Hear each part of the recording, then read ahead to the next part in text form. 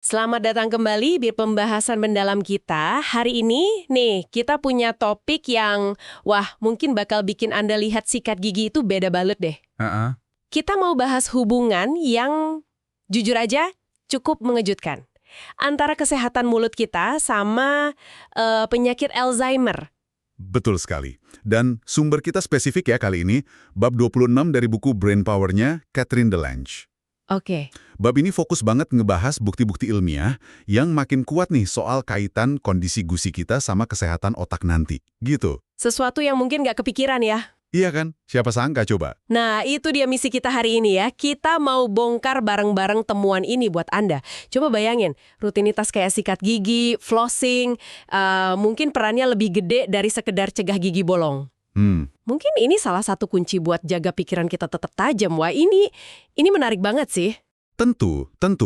Ini contoh bagus banget gimana tubuh kita itu ya, satu sistem utuh gitu, saling nyambung semua. Iya. Apa yang terjadi di mulut, ternyata nggak berhenti di situ aja. Efeknya bisa lari sampai ke otak. Dan hari ini kita fokus ke satu bakteri spesifik dan ya jejak yang dia tinggalin. Oke. Ayo kita langsung aja galin lebih dalam. Bab 26 ini kan menyoroti kaitan antara penyakit gusi kronis atau nama medisnya periodontitis sama Alzheimer. Betul. Dan ada satu nih, biang keladinya lah istilahnya, bakteri Porphyromonas gingivalis. Kita sebut P. gingivalis aja ya, biar gampang. Iya, P. gingivalis ini memang aktor utama di balik banyak kasus penyakit gusi kronis. Tapi masalahnya bukan cuma dia ada di situ. Oh, bukan cuma keberadaannya? Bukan. Bakteri ini tuh punya senjata khusus. Dia bikin enzim beracun, namanya gingipines. Nah, gingipines ini yang jadi fokus utama para ahli sekarang, yang nyambungin ke kerusakan otak di Alzheimer. Ini kuncinya. Gingipines, enzim beracun. Jadi, gimana persisnya bakteri sama racunnya ini ngerusak gusi kita? Kayak infeksi biasa gitu? Nah, prosesnya ini agak unik, agak licik malah. Jadi, waktu P. gingivalis ini infeksi gusi, badan kita ya respons dong, ada peradangan, inflamasi, normalnya kan gitu. Iya. Tapi peradangan yang dipicu bakteri ini sifatnya kronis, terus. Anehnya, nggak cukup kuat buat basmi bakterinya. Loh, kok bisa gitu? Nah itu dia, jadi sistem imun kita kayak kerja setengah-setengah. Nggak cukup kuat bunuh P. gingivalis, tapi peradangan jangka panjangnya itu malah pelan-pelan ngerusak jaringan gusi sama tulang penyangga gigi kita sendiri. Wah. Jadinya lingkungan rusak itu malah ideal buat bakteri ini buat terus hidup, buat berkembang biak. Itu strategi yang merugikan banget buat kita ya. Jadi peradangan yang harusnya melindungi malah jadi bumerang. Terus gimana ceritanya bakteri dari gusi bisa nyampe ke otak? Kan otak ada pertahanannya. Nah, ini dia nih bagian yang bikin para ilmuwan juga, wah kaget gitu. P. gingivalis ini ternyata jago banget kamuflasenya. Kamuflase. Iya, dia bisa nyusup terus hidup di dalam sel tubuh kita sendiri, termasuk sel darah putih. Padahal sel darah putih itu kan tentara imun kita ya. Serius? Numpang di sel imun. Jadi sistem pertahanan kita malah jadi taksi buat bakteri ini. Ya, kurang lebih gitu analoginya. Dengan ngumpet di dalam sel imun, P. gingivalis ini bisa ikut ke bawah aliran darah kemana-mana. Lewatin pos-pos pemeriksaan keamanan tubuh. Wah, Akhirnya bisa nyampe ke organ-organ yang harusnya steril dan terlindungi, termasuk otak. Dia lolos deteksi karena ada di dalam benteng sel kita sendiri. luar biasa liciknya ya. Terus bukti kalau dia beneran nyampe ke otak penderita Alzheimer sekuat apa sih? Ini masih teori aja atau gimana? Udah bukan sekedar teori, buktinya cukup kuat dan bikin khawatir sih. Sumber kita ini nyebutin studi postmortem. Jadi, otak pasien Alzheimer yang sudah meninggal itu diperiksa. Oke, terus? Hasilnya, peneliti menemuin DNA dari P. gingivalis di jaringan otak mereka. Dan bukan cuma DNA bakteri loh, tapi juga senjata andalannya tadi, enzim gingipines itu. Ditemuin juga di otak? Iya, keberadaan mereka di tempat yang seharusnya steril, ini, wah, itu penemuan besar banget. Jadi bakteri sama racunnya ini beneran ada di pusat kendali tubuh kita ya? Terus ada hubungan nggak antara jumlah bakteri atau racun ini sama tingkat keparahan Alzheimer di pasien itu? Nah, itu dia. Ada korelasi yang kelihatan cukup jelas. Studi-studi nunjukin, makin tinggi kadar gingipines yang ketemu di otak, makin banyak juga ditemuin penanda kerusakan saraf khas Alzheimer. Oh gitu. Iya, termasuk penumpukan protein tau yang abnormal. Protein tau ini kan harusnya bikin struktur sel saraf stabil, tapi kalau rusak malah jadi kusut atau tangles yang bikin selnya mati. Ah, tangles itu ya. Betul, sama protein ubiquitin juga, itu penanda lain ada kerusakan sel. Jadi polanya kelihatan, makin banyak racun gingipens, makin banyak kerusakan khas Alzheimer. Ini penting banget nih pertanyaannya. Jadi, apakah P. gingivalis sama gingipens ini cuma numpang lewat aja di otak yang udah rusak karena sebab lain?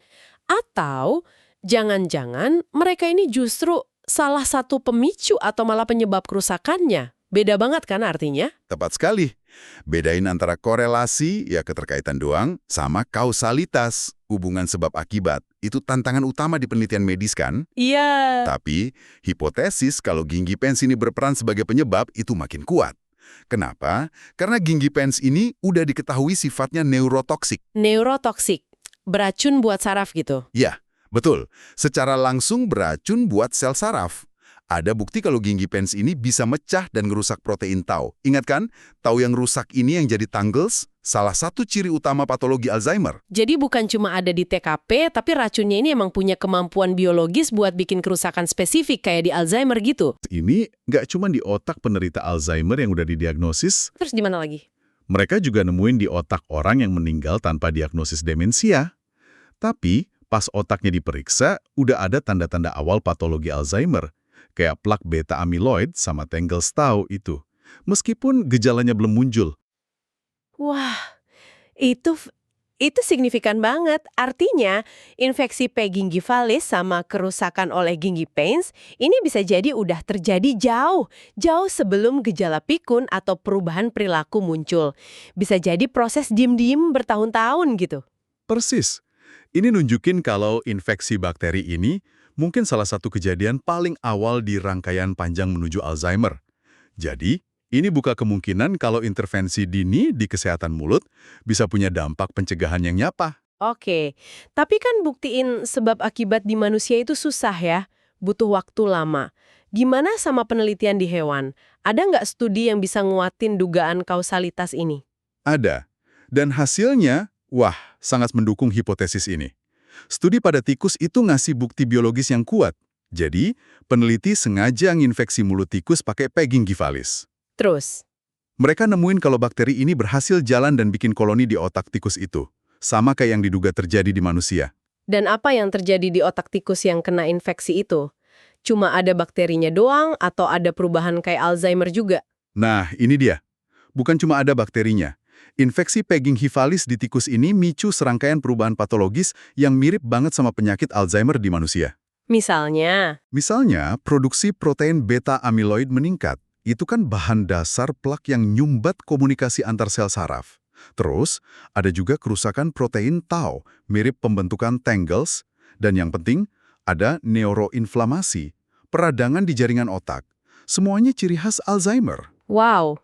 Jadi studi hewan ini nunjukin secara biologis kalau infeksi bakteri gusi ini emang bisa memicu kerusakan otak ala Alzheimer di mamalia.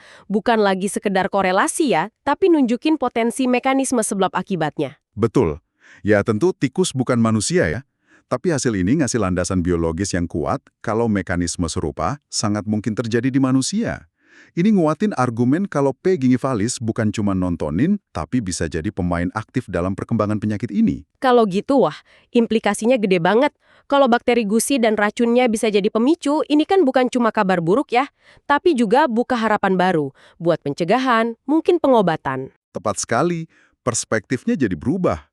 Kalau kita tahu salah satu penjahatnya itu gingipines, berarti kita punya target spesifik buat dilawan kan? Iya. Ini bukan jalan buat pengembangan strategi pengobatan baru. Fokusnya menetralisir enzim beracun ini. Teorinya, kalau kita bisa stop aksi gingipines, kita mungkin bisa ngelambatin, atau stop, atau bahkan cegah perkembangan kerusakan otak gara-gara Alzheimer. Udah ada upaya ke arah sana belum? Ada obat yang dikembangin buat narget gingipines ini? Ada, dan ini bagian yang paling bikin optimis sih. Sumber kita ini ngebahas pengembangan obat inhibitor gingipines. Jadi, molekul kecil yang dirancang khusus buat ngeblok aktivitas enzim beracun ini. Oke. Obat ini udah diuji coba ke tikus yang udah diinfeksi P. gingivalis dan nunjukin tanda-tanda kerusakan otak. Dan hasilnya gimana di tikus itu? Hasilnya dilaporin sangat positif. Obat inhibitor ginipines ini berhasil ngurangin jumlah bakteri P. gingivalis di otak tikus. Terus, yang lebih penting lagi, obat ini bisa nekan produksi beta-amiloid, ngurangin kerusakan tol, sama ngeredain neuroinflamasi. Itu aja udah luar biasa ya. Apa ada tanda-tanda perbaikan fungsi otak atau pemulihan sel sarafnya gitu? Nah, ini lebih keren lagi. Ada laporan kalau obat ini berhasil melindungi neuron, sel saraf, dan bahkan mulihin sebagian neuron yang udah rusak di hipokampus. Hipokampus, area memori itu kan? Betul. Area otak yang penting banget buat memori dan belajar. Dan itu salah satu area pertama yang diserang Alzheimer. Jadi, kemampuan buat nggak cuma melindungi tapi juga memulihkan sel otak yang rusak itu, wah itu harapan besar banget buat pengobatan Alzheimer. Memulihkan sel otak yang rusak itu kalau beneran terbukti terobosan besar ya. Apa uji coba ke manusia udah jalan? Iya. Kabar baiknya, uji klinis fase awal pada manusia pakai obat serupa yang narget Gingivine's ini memang lagi berlangsung atau udah dilakuin. Tentu, kita perlu nunggu hasil resminya ya, sama uji coba yang lebih besar buat mastiin aman dan efektifnya di manusia. Tapi ini arah riset yang sangat-sangat menjanjikan. Wah, ini bener-bener ngasih harapan nyata ya. Balik sedikit ke mekanisme bakteri masuk ke otak tadi. Kita kan bahas jalur nebeng sel imun lewat darah ya. Ada jalur lain nggak sih yang mungkin? Ada beberapa kemungkinan lain yang lagi dilihat juga. Selain lewat darah, ada dugaan bakteri ini bisa ngerambat naik lewat saraf kranial. Saraf kranial? Ya, itu jaringan saraf yang nyambungin langsung area mulut dan hidung kita ke otak. Bayangin aja kayak jalan tol langsung buat bakteri, biar nggak kena patroli di aliran darah, dan bisa nyampe otak. Jalur saraf langsung. Masuk akal juga ya. Ada faktor lain nggak yang mungkin bikin situasi ini tambah parah? Ada satu hipotesis lagi yang menarik nih, yang nyambungin infeksi ini sama kualitas tidur. Kita kan tahu ya, pas tidur pules itu otak kita bersih-bersih. Ada sistem namanya glymphatic system buat buang sisa metabolisme, termasuk beta-amiloid. Oh iya, sistem pembersih otak pas tidur itu ya? Betul. Nah, dugaannya, infeksi kronis P. gingivalis sama peradangan yang disebabinnya itu bisa ganggu pola atau kualitas tidur. Jadi kalau tidur keganggu gara-gara masalah gusi, proses bersih-bersih otak jadi nggak efisien gitu. Tepat. Kalau sistem glymphatic kerjanya nggak optimal karena kurang tidur atau kualitas tidurnya jelek, nah pembersihan beta-amiloid bisa kehalang. Ini bisa bikin penumpukan plak amiloid lebih cepat di otak. Yang kita tahu kan itu salah satu pemicu Alzheimer. Wow! Jadi bisa jadi ada lingkaran setan gitu. Infeksi gusi, peradangan sistemik, gangguan tidur, pembersihan otak keganggu, numpuk amiloid, risiko Alzheimer naik. Kompleks banget ya ternyata hubungannya. Ini benar-benar ngebuka mata ya betapa rumitnya interaksi di badan kita. Nah, sekarang yuk kita bawa semua info ini balik ke pendengar kita. Setelah dengar ini semua nih, apa sih hal praktis yang bisa Anda, para pendengar, ambil dari temuan ini? Relevansinya buat sehari-hari apa? Relevansinya langsung banget. Dan untungnya, langkah praktisnya itu relatif simpel, tapi dampaknya bisa gede. Intinya sih, temuan ini negasin lagi betapa pentingnya jaga kebersihan dan kesehatan mulut kita secara total. Ini bukan lagi soal senyum bagus atau biar nggak sakit gigi doang. Tapi ini berpotensi jadi strategi proaktif jangka panjang buat jaga kesehatan otak Anda. Jadi langkah konkretnya apa aja nih yang direkomendasiin berdasarkan temuan ini? Saran praktisnya ya hal-hal dasar yang mungkin sering kita dengar, tapi sekarang jadi punya bobot baru nih. Pertama, sikat gigi yang benar dan teratur. Minimal 2 kali sehari lah, pagi sesudah sarapan, malam sebelum tidur. Tekniknya juga benar, semua permukaan gigi kena. Oke. Kedua, pakai benang gigi atau flossing tiap hari. Ini penting banget. P. gingivalis itu senang ngumpet di sela-sela gigi sama di bawah garis gusi, tempat yang susah dijangkau sikat gigi. Flossing itu bantu ngusir mereka dari persembunyiannya. Nah, flossing ini nih yang suka males. Haha, iya kan? Tapi sekarang ada alasan kuat buat rajin. Ketiga, kunjungan rutin ke dokter gigi atau ahli kesehatan gigi. Periksa sama pembersihan profesional, scaling, minimal tiap 6 bulan sekali itu bagus banget. Kenapa tuh? Mereka bisa deteksi tanda-tanda awal penyakit gusi, terus bersihin karang gigi plak yang udah keras, itu kan sarang bakteri. Jadi penanganan dini itu kuncinya. Jadi tindakan simpel kayak flossing yang mungkin rasanya repot, sekarang bisa dilihat sebagai investasi kecil harian ya, buat kesehatan otak di masa tua nanti ngerawat gusi sama pentingnya kayak ngerawat organ vital lain. Persis. Ini pengingat kuat kalau kesehatan itu holistik. Otak sama badan, termasuk mulut, itu satu kesatuan, nggak bisa dipisah. Apa yang bagus buat gusi Anda, kemungkinan besar bagus juga buat otak Anda. Begitu juga sebaliknya. Nggak baik kesehatan mulut bisa jadi, ya ada konsekuensi yang nggak pernah kita bayangin sebelumnya. Oke. Coba kita rangkum ya beberapa poin paling penting dari pembahasan mendalam kita soal bab 26. Brain power ini, pertama bukti ilmiah nunjukin ada hubungan yang kuat dan konsisten antara bakteri utama penyebab penyakit gusi kronis, si Peggy-Fassi facivalis, sama penyakit Alzheimer. Kedua, mekanisme potensialnya itu lewat enzim beracun gingipines yang dibikin bakteri ini. Gingipines ini bisa nyampe otak, sifatnya neurotoksik, dan bisa ngerusak protein penting kayak tau yang akhirnya micu pembentukan Pengels khas Alzheimer. Ketiga, meskipun buktiin sebab akibat di manusia itu sulit, penelitian di hewan nunjukin kalau infeksi P. gingivalis itu emang bisa micu perubahan patologis mirip Alzheimer di otak. Ini ngasih dukungan biologis yang kuat buat hipotesis hubungan sebab akibat itu. Keempat, dan ini mungkin yang paling penting buat Anda ingat, temuan ini bawa implikasi praktis yang signifikan.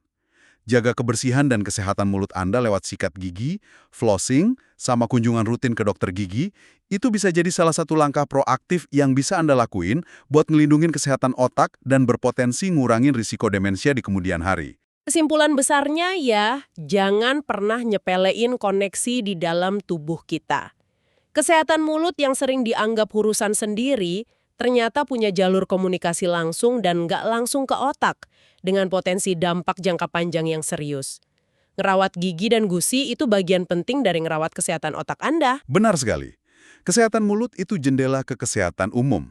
Dan kayaknya juga jendela ke kesehatan otak. Jadi pendekatan holistik ke kesehatan yang memperhatiin tiap bagian tubuh jadi makin penting. Nah, sebagai penutup nih, kami mau tinggalin Anda dengan satu pertanyaan buat direnungkan lebih lanjut.